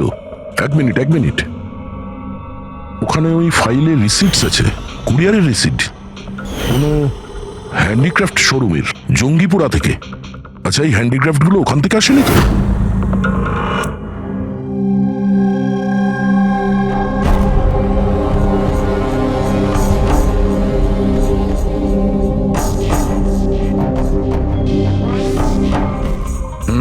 এবার ব্যাপারটা বুঝতে স্যার পারলাম। আপনি জানতে পারলেন কিছু এই রোহনের মৃত্যুর কারণ? Brain haemorrhage. এই দেখো, এই ব্লাড সেলস গুলো দেখছো? যখনই মেলিন ও রক্তে মেশে ওর ব্লাড সেলস এনলার্জ হতে শুরু করে, আর ক্রমে ক্রমে এত বেড়ে যায় যে ফেটে যায়। এরই কারণে ব্রেন হ্যামারেজ হয় আর এ মারা যায়। আচ্ছা, এটা তো ওই ড্রাগের মধ্যে থাকে না? কি নাম যেন? Crack detox. খুব ইন্টেলিজেন্ট ভাই। হ্যাঁ, কিন্তু এই রোহন তো, ও তো ড্রাগ ডিলার ছিল। ও তো জানে যে কতটা ড্রাগ নিতে হয় আর কতটা নিতে হয় না। তাও যদি ওভারডোজেও মারা যায় তো কেউ জোর করে ওকে ড্রাগ দিয়েছিল। তুমি ঠিক বলেছো। আর জানো এই ড্রাগটা আমি কোথায় পেয়েছি? এর পেটের মধ্যে হোয়াইট ওয়াইনে মেশানো ছিল। আর এটা হলো সেই গ্লাসটা যাতে করেও ওয়াইন খেয়েছিল, আর এটাতেই ড্রাগ মেশানো ছিল। আঙুলের ছাপ 3 জন আলাদা মানুষের পাওয়া গেছে। এর মধ্যে একটা তো নিশ্চয়ই রোহনের। রাইট, কিন্তু বাকি দুটো কার সেটা এখনো জানা যায়নি। দ্বিতীয় ছাপটা তো ওই বারটেন্ডারের হবে যে ওই মদটা গ্লাসে ঢেলেছে। আর তৃতীয়টা? তৃতীয় চিহ্ন জানার জন্য পার্টিতে যতজন উপস্থিত ছিল তাদের সবার আঙুলের ছাপ নিতে হবে। আর হ্যাঁ, এই দেখো এই সমস্ত জিনিসগুলো যেগুলো বাড়ি থেকে পাওয়া গেছে। তো এগুলোর কি? আসলে বন্ধু, এই সব জিনিসগুলো ভেতর থেকে ফাঁপা।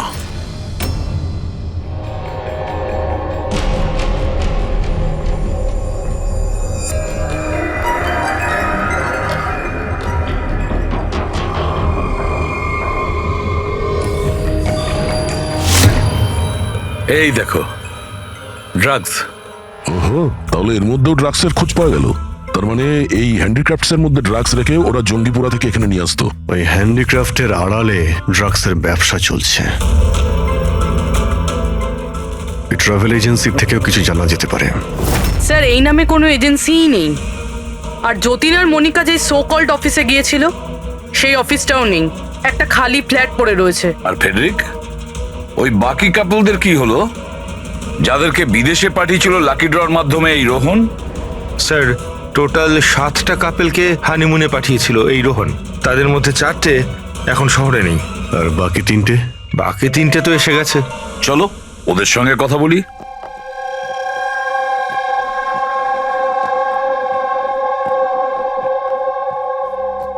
স্যার আমাদের এখানে কেন ডাকা হয়েছে? আমরা কিছু করিনি। ঘাবড়াবেন না, আমরা আপনাদের সঙ্গে কিছু কথা বলতে চাই। কোন ব্যাপারে? আপনারা সবাই এই ফটোগ্রাফ দুটো দেখুন। এদের নিশ্চয়ই আপনারা চিনবেন।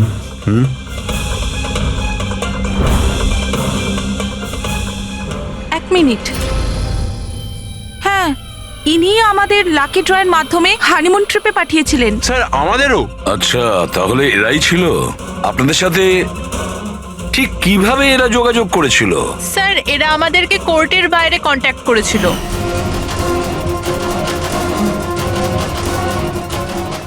আর তারপরে কোনো ব্যাগও নিশ্চয়ই দিয়েছে। হ্যাঁ স্যার, আমাদেরকে ব্যাগ দিয়েছিল, কিন্তু আফসোস যে এয়ারপোর্টে আমাদের সব জিনিস চুরি হয়ে গেছিল। স্যার আমাদের সুটকেসও হোটেল রুম থেকে উধাও হয়ে গেছিল। আর আপনাদেরও কোর্টের বাইরেই কন্ট্যাক্ট করা হয়েছিল? না, আমরা তো শপিং করছিলাম এনকে মার্কেটের কাপড়ের দোকানের বাইরে। আর আমাদের তো এটাও বলেছিলেন যে ওনার সুটকেসের শোরুম আছে। আর আপনাদের ব্যাগ? আমাদের ব্যাগও হারিয়ে গেছে।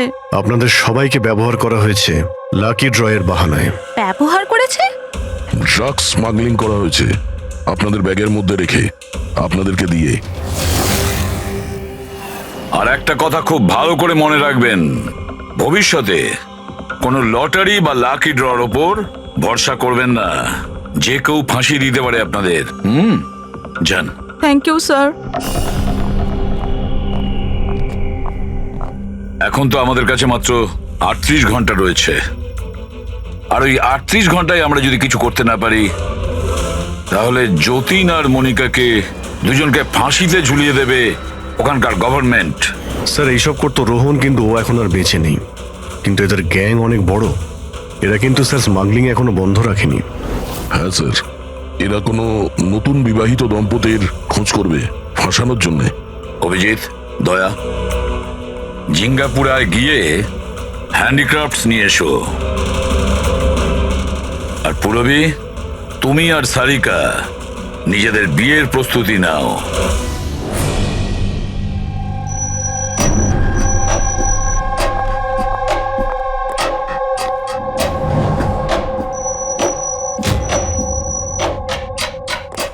ম্যাডাম আসুন। দেখো, তোমরা সিআইডি লোকেরা জানো না যে আমি কে? খুব ভালো করে জানা আছে তুমি কে। তোমার বাবার সাথে আমাদের কথাও হয়ে গেছে। উনি বলেছেন আমার মেয়ে যদি দোষী হয় তাহলে ওকে জেলে ঢুকিয়ে দিতে। হোয়াট? চুপচাপ কোঅপারেট করো, বুঝেছো?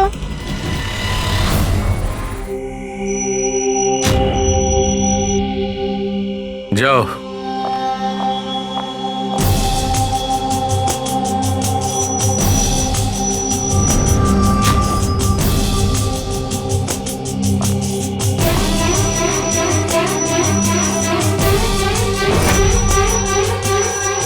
ফ্রেডি সবার হয়ে গেছে? হ্যাঁ ডক্টর সালুখে। হ্যাঁ সালুখে, এদের ফিঙ্গারপ্রিন্ট দেখে তুমি কিছু জানতে পারলে? কাজ প্রায় শেষ হয়ে এসেছে। তাড়াতাড়ি করো, আমাদের হাতে বেশি সময় নেই। পেয়ে গেছি ম্যাচড। ম্যাচ হয়ে গেছে বস। কার সাথে ম্যাচ করেছে? ওয়াইন গ্লাসে রোহনের আঙুলের ছাপের সঙ্গে দুজন লোকের আঙুলের ছাপ আছে, একজন হচ্ছে সামায়া আর একজন কামিয়া। আরে স্যার, আমার আঙুলের ছাপ তো নিশ্চয়ই থাকবে। ড্রিঙ্কস তো আমিই দিয়েছিলাম, আমি বার টেন্ডার স্যার। সব থেকে বেশি সন্দেহ আমরা তোমার ওপরেই করব। আর তুমি, এবার তো তুমিও একই কথা বলবে যে আমি নির্দোষ। কি? তুমি তো বলেছিলে তুমি ওকে চেনোই না, তাহলে ওর গ্লাসটা ধরে কি করছিলে? কেন রোহনের গ্লাসটা তুমি কেন ধরেছিলে? কেন ধরেছিলে? আমায় ক্ষমা করে দিন স্যার, আমার ড্রাগস নেওয়ার অভ্যেস আছে, আর একদিন আমি ড্রাগস না নিলে আমার খুব শরীর খারাপ লাগে, আর ড্রাগসের লোভে ভুল করে আমি এটা করে ফেলেছি। ভুল করে কেউ অপরাধ করে না, বুঝেছো? অনেক ভেবে চিন্তে অপরাধ করা হয়। এবার বলো, কার বলাতে তুমি এগুলো করছিলে? আমি তো তার নাম জানি না, কিন্তু 23-24 বছরের একটা মেয়ে ছিল। পার্টির আগে আমার ড্রাগস ডিলারের সাথে দেখা করার ছিল, কিন্তু তারপর ওর জায়গায় মেয়েটা চলে আসার বলে যদি আমি ওই কাজটা না করি ওরা আমায় ড্রাগস দেবে না। আর কি মনে পড়ছে ওই মেয়েটার ব্যাপারে? কিছু না। এ কি সে? হ্যাঁ স্যার, হ্যাঁ এই সে। যা ভেবেছিলাম তাই। আমাদের খুব তাড়াতাড়ি ওর কাছে পৌঁছতে হবে।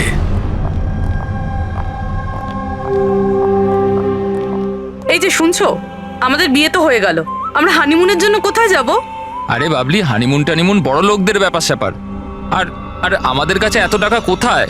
ওসব আমি জানি না, আমার হানিমুনে যেতেই হবে, যেতেই হবে, যেতেই হবে, আর সেটাও বিদেশেই যাব।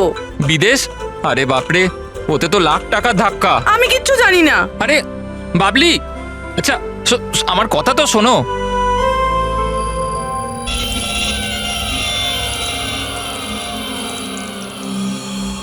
আচ্ছা প্রদীপ, শোনো না, আমাদের তো বিয়ে হয়ে গেল, তাহলে হানিমুনে আমাকে কোথায় নিয়ে যাবে? বেবি, আমি তো তোমায় নিউ ইয়র্ক, হংকং, প্যারিস নিয়ে যেতে চাই হানিমুনের জন্য, কিন্তু সত্যি? Wow, new York! কিন্তু তুমি তো জানো যে মা কতটা কিপটে, তো উনিই মানবেন না। মা রাজি হবেন না? আচ্ছা ঠিক আছে, হানিমুনে যাব না তো অন্য ব্যাপারে কথা বলি। আচ্ছা বাবলি শোনো না, আমি ভাবছি তো হানিমুনের ব্যাপারে কিছু। তুমি কি ভাববে? আমি ভাবছি। এই যে এই দোকান থেকে আমাকে একটা শাড়ি কিনে দাও এক্ষুনি। আরে বাবলি, এই দোকানের জামা কাপড় খুব দামি। হ্যাঁ তো চলো না আমরা অন্য কোনো দোকানে যাই। মনে হচ্ছে কেউ আসছে। দাও মানিব্যাগটা, দাও এক্ষুনি। Excuse me. হ্যাঁ বলুন। হ্যালো ম্যাম, আমি জিয়া আর ও আমার পার্টনার মদন। তো অ্যাকচুয়ালি ম্যাডাম, আমরা জেকেএলএম রিসর্টের তরফ থেকে 10 জন ভাগ্যবান কাপলকে হানিমুন ট্রাভেলের জন্য বিদেশ পাঠাচ্ছি। আপনি এতে অংশগ্রহণ করতে চান? কি বলছেন আপনারা? হ্যাঁ অবশ্যই। কি বলো তুমি?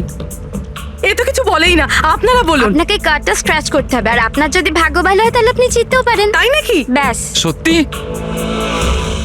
করি।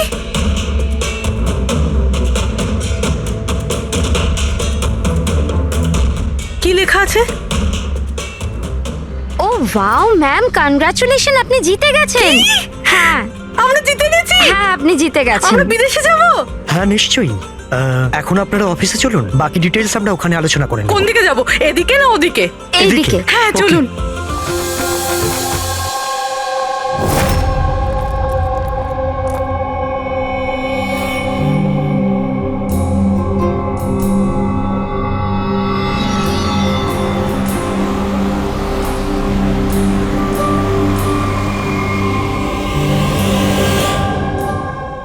ঠিকানাটা তো এখানকারই। চলো দেখি। একদম ঠিক দোকানে এসেছেন সাহেব আপনারা। আপনাদের মুম্বাইয়ের শোরুমের জন্য এখানের থেকে ভালো হ্যান্ডক্রাফট কোথাও পাবেন না। আরে বিজু, চা বল, চা বল তাড়াতাড়ি। আদা দিয়ে বলবো না এলাচ দিয়ে বলবো? আদা দেওয়া বলবি চা? হ্যাঁ আদা দেওয়া। আপনি চায়ের কথা বাদ দিন, কিন্তু জিনিসটা একদম ভালো হওয়া চাই। সাহেব আপনাকে দেবো তো নিশ্চয়ই, প্রথমবার এসছেন তো, একটু চা খান। প্রিয়াঙ্কা তুমি দাঁড়িয়ে কেন? যাও পকোড়া বলো, পকোড়া তাড়াতাড়ি যাও। দয়া, এই লিটমাসের টুকরোটা যখনই কোনো এরকম জিনিসকে ছবি যাতে কখনো ড্রাগস রাখা ছিল, তখনই এর রংটা লাল হয়ে যাবে।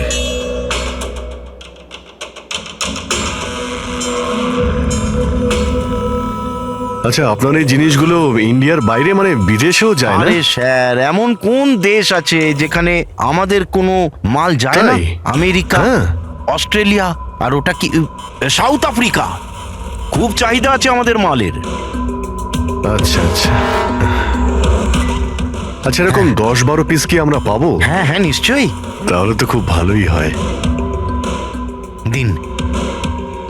আচ্ছা, এই যে এটা বলুন স্যার। হ্যাঁ, এটাও পাওয়া যাবে। আচ্ছা হ্যাঁ, এই জিনিসটা কিন্তু আমাদের 40 থেকে 50টা লাগবে। হ্যাঁ হ্যাঁ, নিশ্চয়ই নিশ্চয়ই পেয়ে যাবেন, পেয়ে যাবেন। খুব ভালো। আচ্ছা, একটা কাজ করা যাক।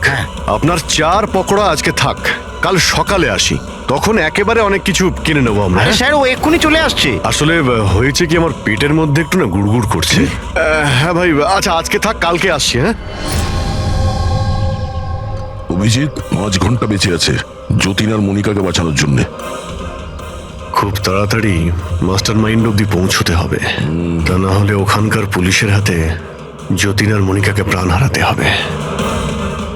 একটা কাজ করে দয়া, রাতে আসি, তারপরে এসে এদের ধরবো। এখানে আপনার টিকিট আর হোটেলের কাগজ। আরে বাহ, থ্যাংক ইউ সো মাচ। শুধু এটুকুই? আর আমাদের গিফট? 1 মিনিট আসুন। আরে এটা তো দারুণ সুন্দর। তাহলে তাহলে আমরা চাই এবার। স্যার, আমাদের আপনার ছবি লাগবে রেকর্ডের জন্য। আমাদের দুজনে? হ্যাঁ। আপনারা কাজ করুন, এখানে দাঁড়িয়ে পড়ুন, সিনটাও ভালো আসবে। হ্যাঁ, এইটা আপনি ধরুন, এটাও এটাও সাবধানে রাখবেন কিন্তু। হ্যাঁ অবশ্যই। তার মানে এই ফটোগুলোর মাধ্যমেই ওই বিদেশের গ্রুপটা কাপেলদের চিনতে পারে। এক মিনিট। হ্যাঁ, কেমন লাগছে এটা? Okay okay, bye bye. Okay, okay, thank you. Thank you.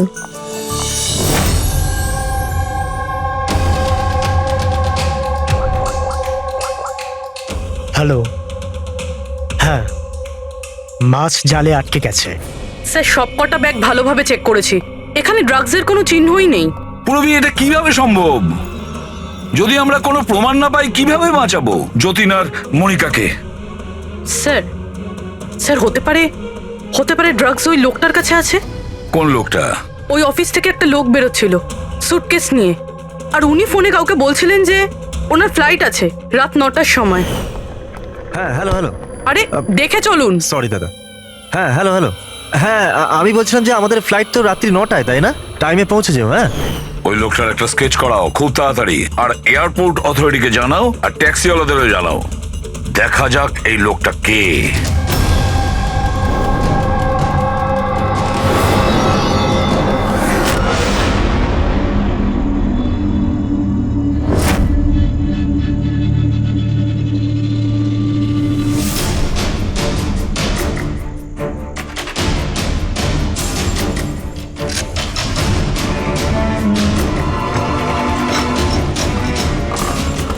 দরজায় তো তালা দেখানোর জন্য, কিন্তু ভেতরে আলো জ্বলছে আর কিছু আওয়াজও আসছে। রাতের অন্ধকারে বেআইনি কাজ চলছে।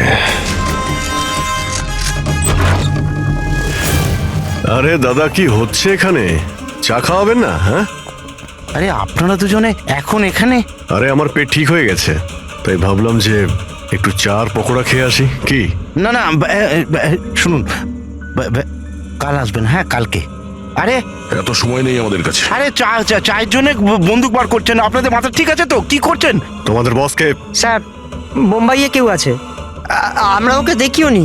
কি দেখোনি? তাহলে টাকা কি করে না ওর কাছ থেকে? হ্যাঁ, টাকা তো আমাদের রোহন আর আশা দিয়ে দেয়, কিন্তু আসল বস কে আমরা কোনোদিনও মুখ দেখিনি, আর না ওর নাম জানি। ওকে পাবো কোথায়? এখনই ওর নাম্বার দে। স্যার, ও প্রত্যেকদিন নতুন নতুন নাম্বার থেকে আমাদের ফোন করে।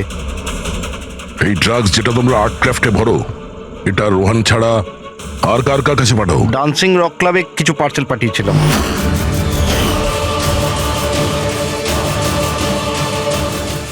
ওখানে এই ড্রাগ কাদের কাদের দেওয়া হয় এই ব্যাপারে আমরা কিচ্ছু জানি না। সেটা আমরা খোঁজ নিয়ে নেব। চলো তোমাদের জেলে নিয়ে গিয়ে পকোড়া খাওয়াই। রবি, আমি সমস্ত এয়ারপোর্ট অফিসিয়ালদের আর ট্যাক্সি ড্রাইভারদের ওই লোকটার ছবি পাঠিয়ে দিয়েছে। মনে হচ্ছে কিছু না কিছু খবর পাবো। 9টা বাজতে যায়, ফ্লাইট ছাড়ার সময় হয়ে গেছে। আর যতীনের শাস্তি হওয়ারও। একবার ওই লোকটাকে পেয়ে যাই, নয়তো দুটো নিরীহ লোকের প্রাণ যাবে।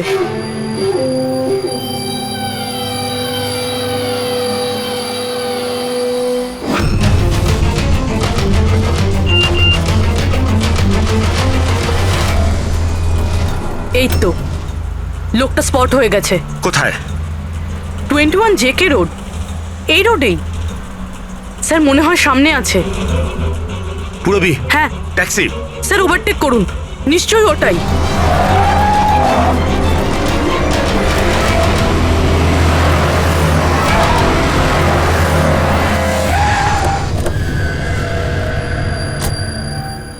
বাইরে বেরো, বেরো বাইরে।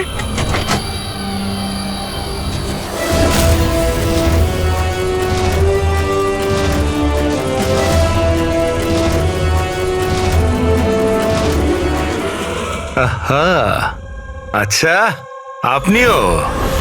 সব কজন চোর মিলে দল পাকিয়েছে। আমি প্রথমেই জানতাম যে তোমাদের দুজনকে আমি যাই কাজ দিই এরকমই ফল পাবো। সিআইডি ধরে নিল তো? সিআইডি? কি হচ্ছেটা কি এখানে? জানো কোথায় নিয়ে যাচ্ছে এরা তোমায়? এরা তো আমাকে এয়ারপোর্ট নিয়ে যাচ্ছিল। আমি বিদেশের লাকি ড্র জিতেছিলাম। বিদেশের না, বিদেশের জেলের ড্রাগ স্মাগলার্স এরা। তোমার ব্যাগে ড্রাগ লুকিয়েছে এরা।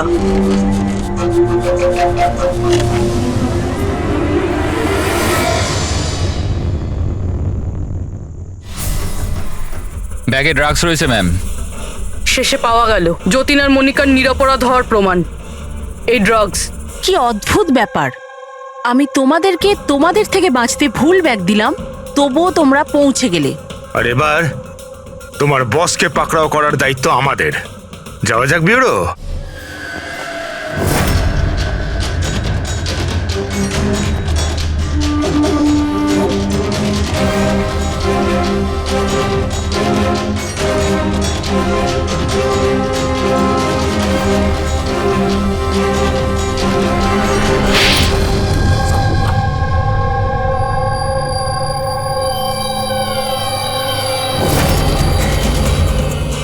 মিস্টার প্রশান্ত, ডান্সিং রক ক্লাবের মালিক, ক্লাবের পেছনে এই ড্রাগসের কারবার করছো তুমি? হ্যাঁ আশা, তুমি আমার সাথে বেইমানি করে ঠিক করলে না। এর জন্য তোমায় অনেক বড় মূল্য দিতে হবে। চুপ করো। এবার বাকি জীবনটা এবার ওই অন্ধকারেই কাটাবে, যে অন্ধকারে তোমরা বাকিদের ঠেলে দিয়েছো। দেখ, খুব তাড়াতাড়ি এদের স্বীকারোক্তিটা নিয়ে নাও। খুব অল্প সময় আছে আমাদের কাছে যতীন আর মনিকাকে বাঁচানোর জন্য।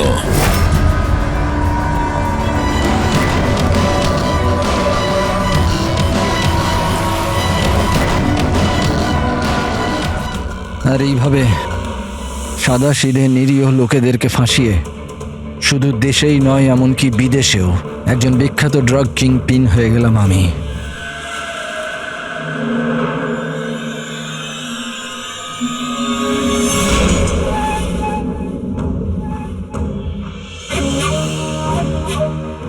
আশা করি তোমাদের অপরাধের জন্য আফসোস করবে তোমরা দুজনে। আমরা কোনো অন্যায় করিনি স্যার, আমরা নির্দোষ। তোমাদের দেশের সিআইডিও তোমাদের দুজনকে নির্দোষ প্রমাণ করতে পারেনি। Get the mask.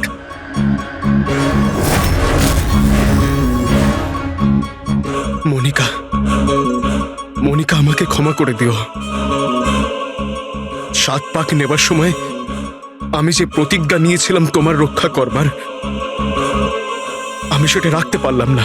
এরকম বলো না যতীন, আমরা একসাথে বাঁচতে পারছি না তো কি হয়েছে, অন্তত একসাথে মরছি তো।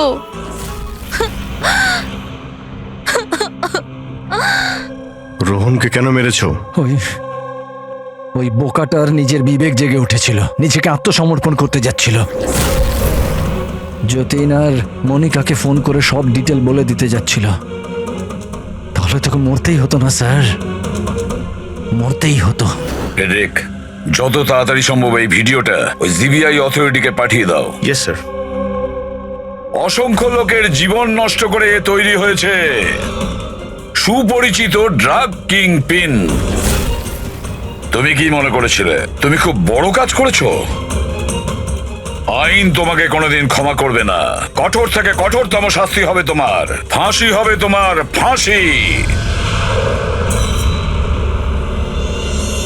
Take M.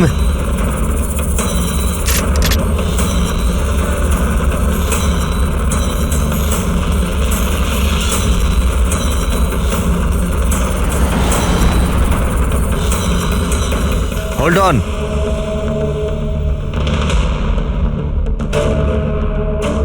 Remove their masks and their handcuffs.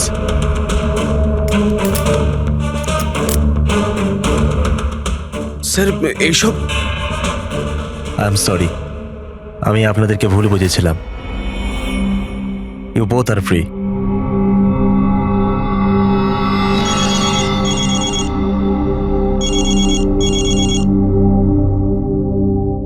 Hello, mister Wang, আমি এসিপি প্রদ্যুমান, মুম্বাই সিআইডি থেকে বলছি।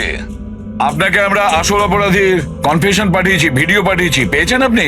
স্যার, আমার টিম ভিডিও দেখে সঠিক সময় আমাকে বলে দিয়েছে।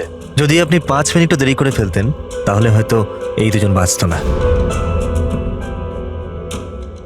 আচ্ছা, আমরা কি যতীন আর মনিকার সাথে কথা বলতে পারি?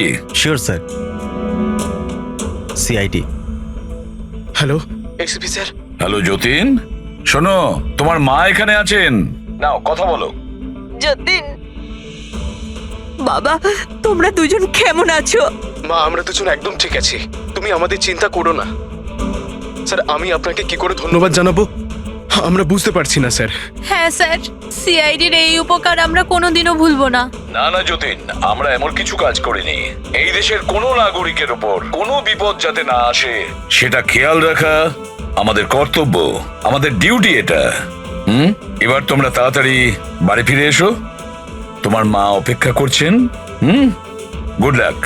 Thank you sir, thank you so much. চলুন।